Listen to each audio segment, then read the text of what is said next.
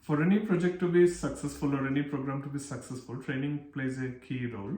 Training is one of the key pillars of change management. A project or a program makes a lot of process changes or a lot of other changes.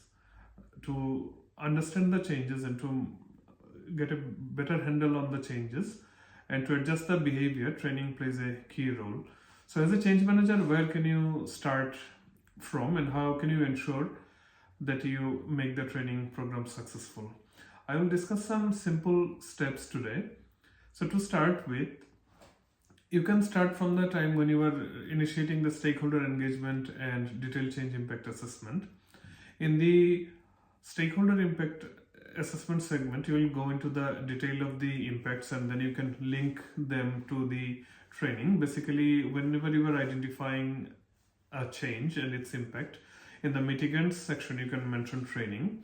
However, at the same time, as part of stakeholder engagement, you can ask the business like what they are training, how they operate training.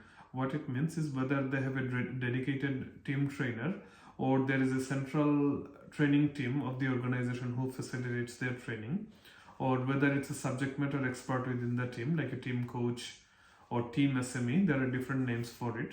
So it's better to store all this information in an Excel spreadsheet or somewhere easy where you can actually utilize it. The second step would be, once you move into the next phase, like from the initial engagement to the manage phase, or the when basically the program is testing a lot of items. Now, I have used the word testing deliberately. Doesn't matter whether your program is an IT change or any other change. These days, all projects and programs are implemented using systems or technologies. So it could be an HR program or people and culture program, but still a lot of the actions will have to be performed on the system. So there will be a lot of user acceptance testing activities. So at this stage, you should make a good working relationship with technical people like the product owner or the business analyst or the user acceptance team, testing team or UAT team. In my experience, I have seen that these relationships are key to success. It's even a good way for you to get access to the user acceptance testing environment or the UAT environment to do a few tests. But anyway, it depends. You might have a lot of other activities. I personally prefer to do that to some extent. That gives me a fresh idea of what's happening and how I can use these insights into my training activity. The next step would be basically capture the screenshots from the UAT environment and putting them preferably on a PowerPoint document. PowerPoint documents are the most effective these days in rolling out training.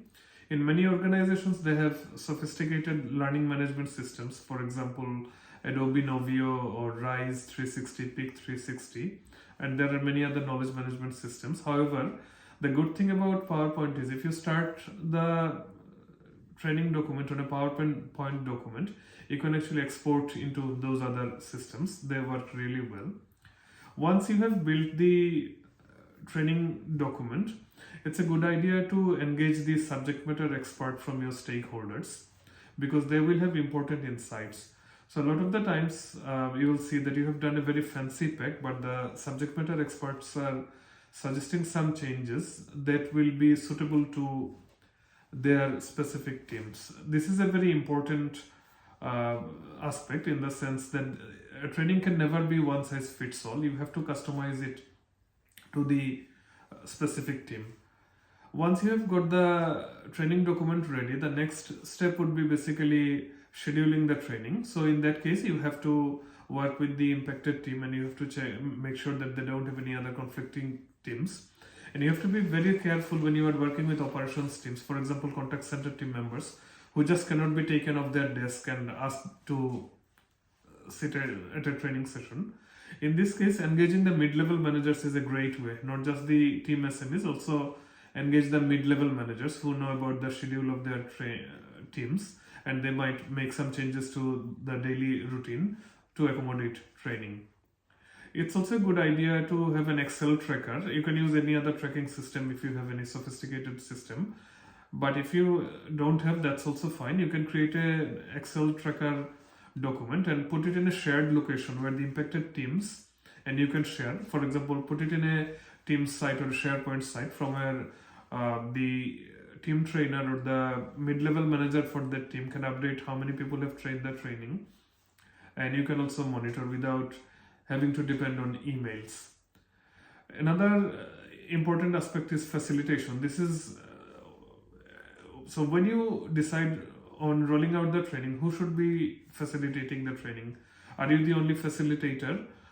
In many cases, it's a good idea to follow the train the trainer model. So what it means is most teams would have a dedicated trainer or a subject matter expert.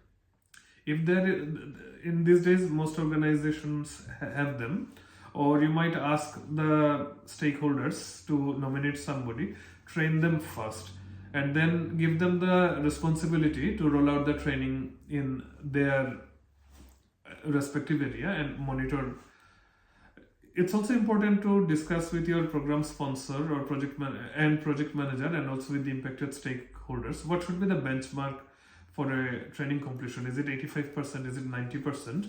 I don't think anyone can achieve 100% completion because it's a human thing. Some people will be on leave, some people will be sick, so some people could be on long service leave, so it's not possible to achieve the 100% completion rate.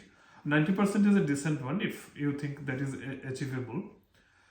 Once the facilitations happen, it's a good idea to, after the training, to get some feedback. You can do it in many ways. You can send a survey, but my preferred opinion is rather than a survey, it's better to talk to some people who have attended the training face to face. A 5-minute discussion can actually help you get great insights into this.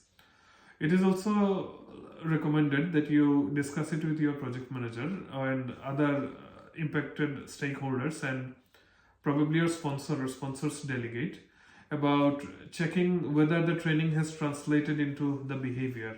Remember, just training is not enough. You have to make sure that the training is reflecting in the behavior. And one classic example is you might train them somebody into first aid, but what if they freeze after an accident? They see that they cannot actually get any control over any senses. I know your training situation is not as severe as this one, but it's just an example. So that means you should have a risk-based approach to your training. So it's a matter of consultation, discussion, and always